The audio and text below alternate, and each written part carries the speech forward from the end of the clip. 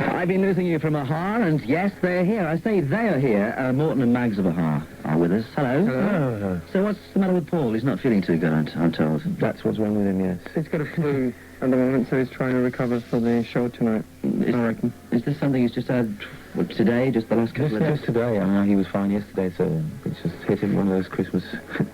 Christmas flu. Yeah. How do you physically feel now that you've done this world tour? I mean... is it something you've just put behind you, or has it really had an effect on you physically and mentally? Well, Perth, I guess, Australia and the beginning of the tour, Japan, all that feels like light years away, in a way. It feels a long way off. So I guess that we've come onto a sort of a different stage than we were at that point, which was quite inevitable. Did it all happen too quickly, though? No, it had to happen when it happened, I think. We were ready for something else. We've just been doing television interviews and miming, lip sync, all that, you know, for quite a while. It was definitely about time to get out there and play properly. I think we needed to prove to ourselves, more than to anybody else, that we were a live band as much as a studio band, because that is such a big part of being a band. You know, that we felt we needed that input as well as opposed to just being locked up in the studio. Tell us what you've been doing on the tour then. I mean, obviously you've been doing the gigs. I mean, that's the main thing. Well, that's been a little part of it, yeah. But what about the normal day? I mean, what would be a normal day? You mentioned lip syncing there, Morten, and all those sort of things. What would be a normal day on the tour? Well, we didn't actually we haven't done lip syncing. Yeah. That was before the tour. Right. That's what we do in the television studio. Here's me asking you about the tour, and you're telling me what you did before the tour. Yeah, but lip syncing's got nothing to do with this, with the tour. I just thought that whilst you were maybe in Japan or somewhere, they were asking you to do television programs at the same time. Oh, yes. They were, but we did as little as possible, actually, because it takes away some of the energy you have for the concert if you do too many other things. So is it a situation where you're getting up at 7 o'clock in the morning then, and or no? Did you? Well, I think, you know, that's pretty much down to the way you plan it.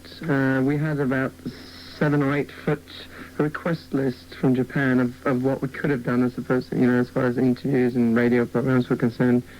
But our manager, Terry Slater, is very concerned with when you're touring, you should only do touring and concentrate on that and not sort of wash yourself out completely on doing promotion.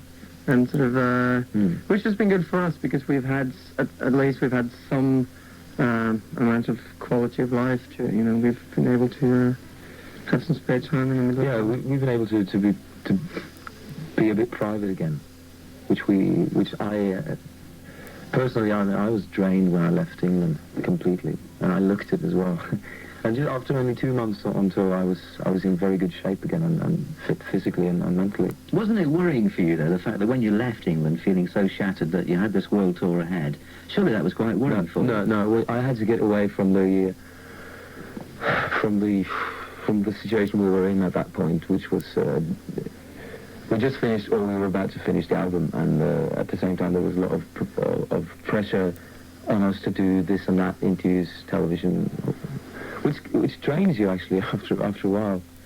You got to go back from it to come back to it. If you know what I mean, you got to sort of you got to leave it. Yeah, find yourself again and find and sort of experience new things to talk about. You can't sit in a television studio and talk about yourself for 2 months without getting actually bored. I think you do surprise me there, because I thought that a band on tour, I mean, it's the first thing they do is try and get as much television whilst they're in these different countries to promote the records. But our gigs were sold out. We didn't need to promote that, you know. We didn't need to...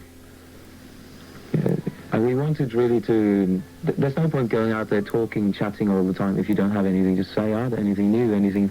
You know, what's happened lately, what are you on about for the moment? So same as yesterday, you know. So you had spare time. What were you doing in your spare time? Did you get a chance to see the countries you visited? I mean... Yes and no. It is kind of misleading to say we had spare time. We had a more relaxing tour than maybe other groups have had. It's still been a very hard tour. We've had concerts, 4 or 5 concerts in a row without any breaks, every sort of week, you know. And it's you get into a routine of just waiting for the show to come up, you know, at the end of the day, and then you sleep and you wake up the next day. You can never get away from it. It's a daily routine you get into. So no matter how much, as we talked about before we did this interview, that you can never get away. You need at least 2-3 weeks to wind down and get away from it completely, because it engraves itself in your system in a way, you know. Which was the most surprising place for you? I mean, which one surprised you more than any other place? And was there any unusual things that happened whilst you were over there touring? Maybe America, because we hadn't been in America. We hadn't had any hits in America for a long time when we hit America. And the gigs were packed. And they were wild. So that surprised you? It surprised us because we were, at least at that point, still a band with purely a pop profile. And in America, if you've had a hit song like we had a year ago, or nearly a year ago, you're dead and buried by the time you hit them. You know, you hit them. If you hit them that much later, you have to hit them while you have a hit. That's not a hit. At the same time, I mean, every country we've been going to have been a surprise and been different from the other countries. So I think coming into England now, the biggest surprise for us has been, well, not surprise, but the strangest thing has been playing all these songs that we've been playing around the world, but here in England they've all been top 10 singles. You know, we've had 4 or 5 top 10 singles now. 6. 6, yes. So I mean, it's all sort of, you know, so everybody knows the songs so well, and that is quite strange. It's Yeah, that's true. very That's true. gratifying. Yeah. Talking of hit singles, I've got one on the turntable now. This is Cry Wolf. Backing them in. Again. Cry Wolf from Aha. It's Morten and Mags who are with us in the studio now. They were telling me a little story, just whilst we were listening to that, about the recording of the 12-inch in Paris. Yeah. Yes, well, Actually, I was on my way over to them. Paul and Mags were down in the basement in the studio. Yeah. For a big kind of a warehouse thing.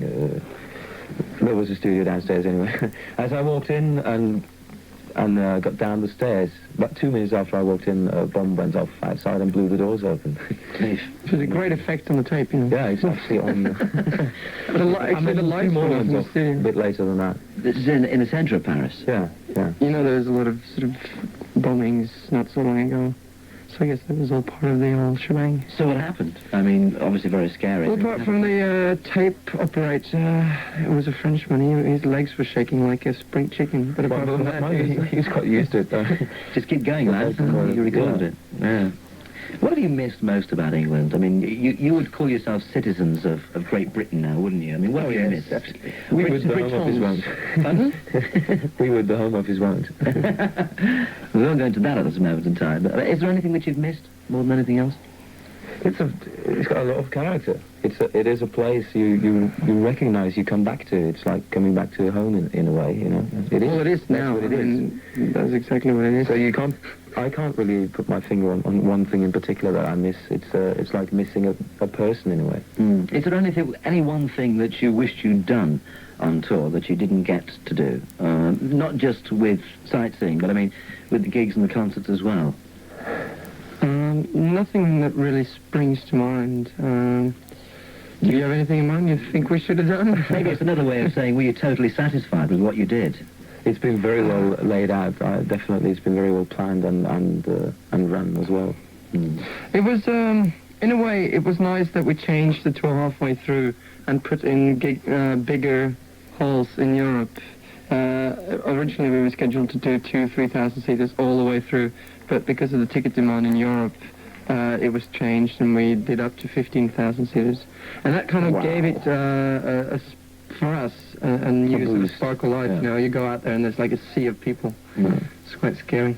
And it's totally different to play the theatres than to play those big ones, 10, 15,000 seats. Do you prefer to play the bigger venues then, do you? I don't know, it makes there's something charming about the small ones that you don't have in the big ones, but the big ones have other things that you can't. It's just when you've done 10 small ones, you want to do a big one, and when you've done 10 big ones, you want to do a small one again. Yeah. It's nice to have that. That's what it is, really. I think that's what's nice about the gig scene in the UK, the fact that the halls are not too big, and they have their own little character, don't we're they? not... I don't think we're that kind of a band yet where people come... We don't attract the festival crowds as yet. I mean, the Bruce Springsteen kind of crowd. You know, our audience want to come, and they want it to be more of an intimate affair, you know. What have the Which critics? it is. What have the critics been like whilst you've been on tour? I mean, everywhere around the world, have they been? Not about anything, haven't we? Been quite nice to you, have they? Well, On and a off. bit The of both. typical one is that they know when they come there, they know Take on Me, that's all they know. And they only hear screaming, so they assume that the rest is the same. Some critics are very skeptical towards which a teenage audience, you know. They hate that from the minute they go in the hall, and which gives them a kind of a weird angle of looking at the concert anyway. So, I mean, that's up to them, you know. We don't mind whoever comes to the concerts we play for. Normally the critics are not very productive, whether it's whether it's trying to say something to us or whether it's complimenting. They're normally they're just badly written. They don't seem to have anything to say, really. Does this go for the critics in the UK as well? I mean, are you just being general about this, or what? Yeah, well, we've kind of just hit England, so it's a bit early to say that. We haven't read any critics yet, I don't think. I read a couple, I think. No, I don't really. No, they've been good. They've been good. Well, listen, I mean, let's face it, you have had a bit of bad press personally. I mean, the critics haven't been too good to you over here, have they? I don't know. In the last 1 or 2 weeks, we've had thousands of letters here. You're exaggerating it now. Thousands of letters? No, I can tell you, we've had probably 12,000 letters. Oh, yeah, I know what you're talking about, yeah. And here's one particular one from Newcastle upon Tyne, which comes from Carys Towers, who's a very, very, very big fan of yours. And it's about your bit of press that you had in I think it was a Sunday newspaper, about you and Patrice. And I'll read it word for word. I've just seen a copy of the newspaper, News of the World, Sunday, 14th of December edition. Decorating the front of the paper was a rather sick article about Morten Harker of Aha and his girlfriend Patrice and what they do in their spare time. In brackets, I won't go any further. You probably know the one. Well, I don't want to be nosy because I know the press do enough of this already, but please tell me if this story is entirely true, or as I would expect from a paper of this standard, a load of malicious lies and expanded rumours. So what would you say to that? And surely to please all your fans who have been mentioning this quite a lot in the mail that we've had. Well, I'm not saying it to please them, but the story has as much credibility as the paper it's printed in. That's really all. And that's really all you need to say. Well, that's answered a lot. Well, I mean, she's taken a very creative look at sex life, isn't she? I mean, Morten probably wished that she came up with these ideas before they broke up. Nothing else to that. Oh, well, I mean... But actually, can I get back to the critic thing, because I didn't quite finish. What I was saying is, when I read a critic or a concert, if it is productive, whether it's bad or good, then I like to read it. And we've had 2 critics, I think, that were productive in an arresting way. Okay. And it has given us something to think about, you know. Something to think about. We'll play this and we'll get back and talk about Christmas in a minute. Scoundrel Days. Let's just have a quick chat about Christmas because it's literally a week away. I mean, are you sort of sticking to Norwegian traditions this Christmas? Are you going home for Christmas? Yes. Are you? Definitely, yeah. What do the Norwegians do at Christmas time we don't do in the UK? Ski. Probably one of the things. Yeah, let's leave it at that. Are you a good skier? Average for a Norwegian, which probably is quite good by English standards. What about you? Yeah, because we normally, I normally went to school on skis during my early days. Is that right? Yeah. Yeah. We both. Goes for me as well. Yeah, both. Forget the bike, you go on skis. That's right. Yeah. That's amazing. I never realised that. So what is the one thing, Morten, you would buy Mags for Christmas? The one thing that you think he needs desperately that you would buy in this Blow my Christmas? present now, eh? What Mags desperately needs can't be bought. Go on. Can you be a bit more explicit than that? No, I can't. Oh, come on. No, I think it's inclined. It's just trying to, I think it's just trying to be clever myself. I am. I think we're Well, I getting know the what drift. I would... We're getting the drift. I know what I would get in, though. Come on, what would you buy Morten? What is the what is the one thing Morten needs as a present? I can't really think of another present to give him than a silk dress or something like that. Having seen a Patrice now he's gone, he will need some sort of...